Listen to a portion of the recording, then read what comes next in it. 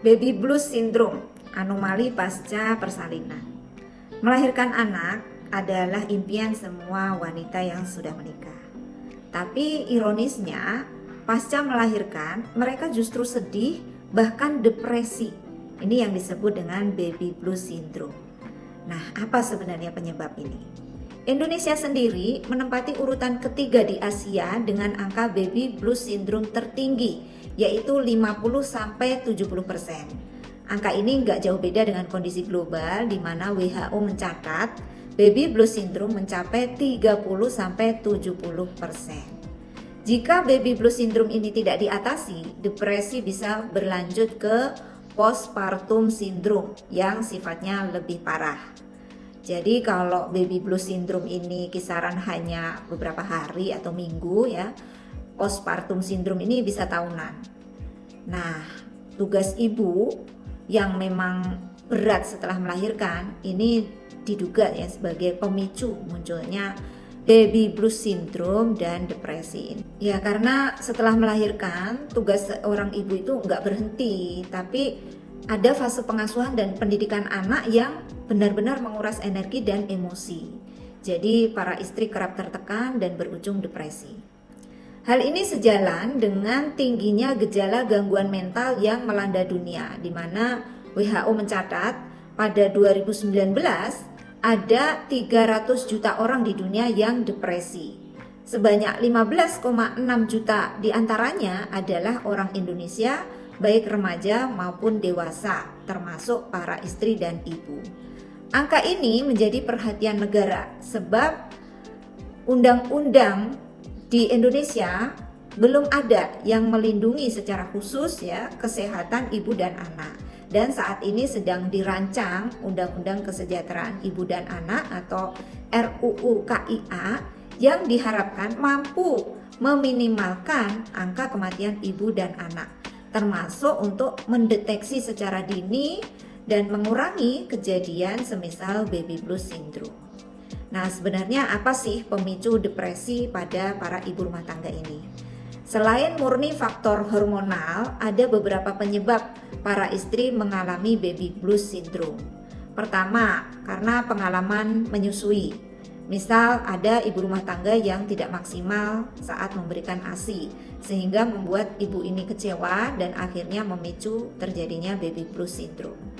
Ini menurut penelitian yang dilakukan oleh Oktriani 2017. Penyebab kedua, jarak kelahiran dengan jarak kehamilan yang kurang dari 2 tahun. Hal ini juga meningkatkan risiko lebih besar mengalami baby blues syndrome menurut penelitian Okta-Rianingsih 2020. Lalu ketiga, adanya mitos-mitos yang kuat terkait ibu melahirkan dan bayinya. Misal larangan keluar rumah selama 40 hari bagi ibu yang nifas. Ini menurut penelitian Lisna tahun 2015. Jadi karena 40 hari full di rumah aja, nggak pernah keluar, jadi ibu-ibu ini stres, depresi gitu ya. Jadi pengennya jalan-jalan gitu, supaya ada healing lah. Nah, tekanan stres para istri juga disebabkan persoalan rumah tangga. Karena memang relasi dengan suami ini sangat complicated gitu kan. Ada suami istri yang relasinya itu tidak dekat, sehingga komunikasi terhambat. Juga jarangnya kerjasama antara suami dan istri dalam mendukung tugas-tugas domestik. Akhirnya beban istri terlampau berat karena selain mengurus anak juga menyelesaikan tugas domestik. Sehingga kalau nggak dibantu suami, istri merasa berjuang sendiri mengurus buah hatinya. Belum lagi kondisi keuangan rumah tangga pasca persalinan. Seperti kita tahu, biaya persalinan tidaklah murah. Apalagi jika membiayai secara mandiri dan tidak mendapat subsidi negara. Jika tidak bisa lahir normal, harus sesar, jelas ini juga menguras keuangan. Belum lagi bayangan akan pengasuhan dan pendidikan anak-anak.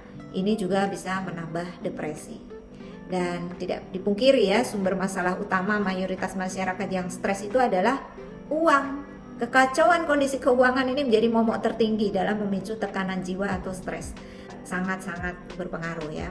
Nah, kemudian juga perempuan, khususnya para wanita, ini sering kecewa ketika sudah menikah dengan perilaku suami yang tidak sesuai harapan. Nah, ini juga pasti menambah kontribusi depresi pasca melahirkan. Nah, bagaimana pandangan Islam ya? Islam sendiri sebenarnya mengatur seluruh aspek kehidupan termasuk aspek pasca persalinan. Di Islam dikenal dengan istilah nifas, ya kan? Dalam literatur ilmiah, nifas itu adalah masa yang dimulai dari plasenta lahir sampai alat-alat kandungan kembali seperti sebelum hamil. Dan ini memerlukan waktu kira-kira 6 minggu. Ini menurut penelitian Rini dan Kumala. Artinya seluruh organ yang dulu dipakai melahirkan baru bisa normal seperti sebelum hamil setidaknya dalam 6 pekan. Menurut Imam Mazhab, nifas itu maksimal 40 hari. Nifas ini adalah pemulihan dari setiap perubahan yang terjadi selama kehamilan. Dan Allah Subhanahu wa taala memberi keringanan berupa terbebas dari kewajiban-kewajiban seperti sholat, puasa, tawaf dan jima. Ya, kalau misalkan nifas 40 hari masih keluar darah terus, ya udah di situ beberapa hukum syarat terkait dengan ibadah yang harusnya wajib boleh ditinggalkan. Karena memang pada fase itu juga wanita itu terforsir untuk mengurusi bayinya. Jadi sangat adil sebenarnya dan Allah tuh udah Maha tahu sebenarnya ya.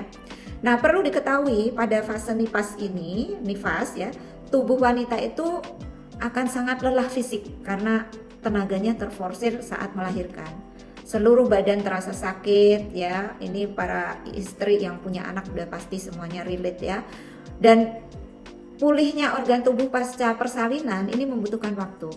Nah, saat itu terjadi hal-hal yang banyak sekali mengubah kondisi fisik perempuan. Makanya perempuan tuh pasca melahirkan tuh ngedrop lah istilahnya gitu ya. Karena di situ alat-alat reproduksinya meregang semua ya. Yang biasanya normal meregang, jadi untuk kembali normal lagi ini butuh waktu. Kemudian sistem pencernaan biasanya pada fase nifas ini sering sembelit. Kemudian terjadinya sistem perkemihan, sulit buang air kecil. Kemudian kelima, perubahan sistem kardiovaskuler yang berhubungan dengan volume darah di tubuh. Kemudian perubahan tanda-tanda vital seperti suhu tubuh yang meningkat. Makanya kalau pasca melahirkan tuh wanita itu sebenarnya sakit gitu ya, karena pasti demam, tekanan darah lebih rendah, denyut nadi meningkat, pernafasan mungkin juga ngos-ngosan tidak stabil dan sebagainya. Pokoknya kondisi tubuh itu betul-betul sakit, ngedrop gitu. Makanya butuh support system. Ya, support sistemnya itu apa saja ya, berdasarkan kondisi lemah para ibu pasca melahirkan itulah di fase nifas seharusnya mereka diperlakukan dengan mulia. Dukungan orang-orang terdekatnya sangat dibutuhkan untuk meringankan beban, terutama suami, orang tua dan mertua ya, supaya mereka datang, hadir, membantu ya, kerabat terdekat atau sahabat-sahabatnya membantu kebutuhan ibu yang pasca melahirkan ini. Jadi dijaga jangan sampai depresi karena mereka rentan stres, kaget kan? Begitu melahirkan bayi ternyata tidak semudah yang dibayangkan. Melahirkan dan mengurus bayi ini butuh tenaga yang sangat luar biasa sehingga muncullah lelah secara fisik maupun psikis karena adaptasi dengan status baru sebagai ibu yang tidak lagi sama dengan saat masih menjadi istri atau pada saat masih lajang. Nah, begitu punya bayi, ibu ini masuk ke fase repot di mana dia harus mengurus bayinya 24 jam. Nah, akhirnya kerap juga para ibu ini overthinking berupa kecemasan berlebihan berkaitan dengan kondisi bayi yang dilahirkan dan tata cara perawatannya. Aku bener gak sih ngerawatnya?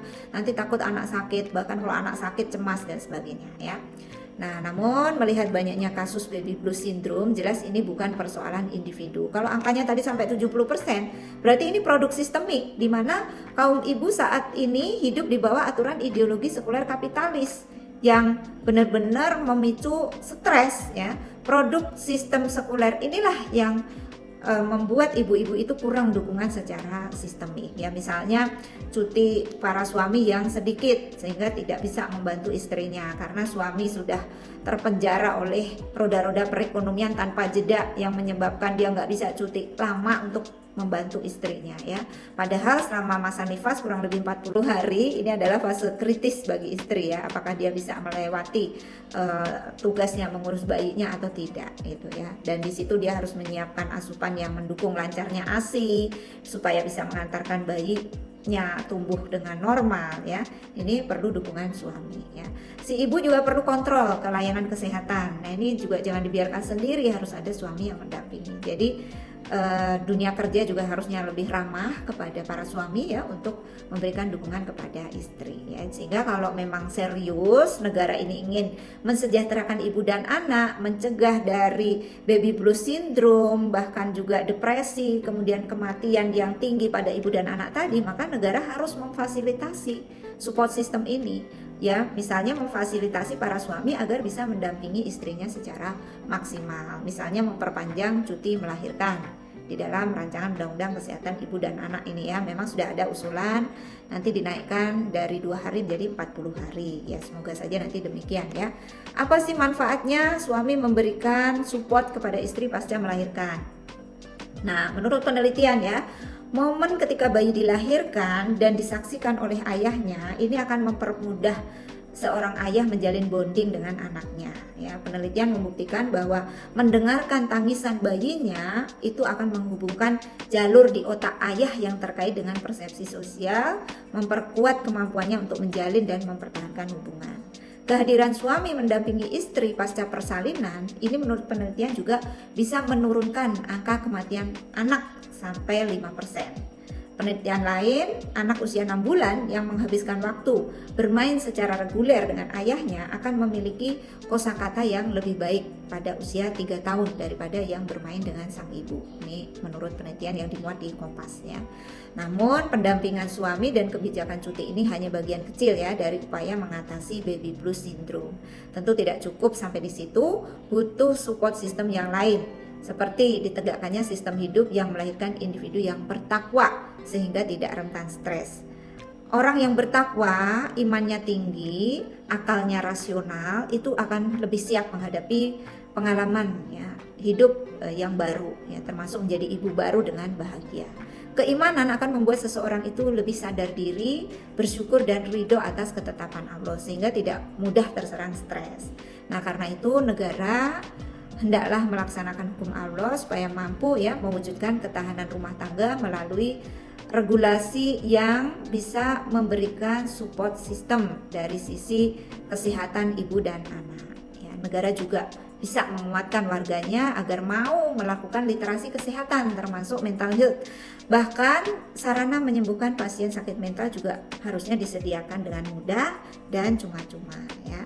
Sementara itu untuk melahirkan calon-calon ibu yang tidak mudah stres, negara juga harus memasukkan kurikulum pendidikan rumah tangga secara komprehensif di jenjang pendidikan tertentu supaya nanti para anak didik perempuan ini sudah punya ilmu rumah tangga, punya skill rumah tangga, punya pengetahuan tentang alat-alat reproduksi, kehamilan ya. Mereka juga paham konsep ta'aruf, hitbah, walimah, fikih pernikahan sampai kehamilan, kelahiran bayi, relasi suami istri dan parenting, bagaimana menjadi orang tua yang baik. Nah, itu semuanya adalah kurikulum pendidikan yang harusnya ditanamkan kepada anak didik baik laki-laki maupun perempuan.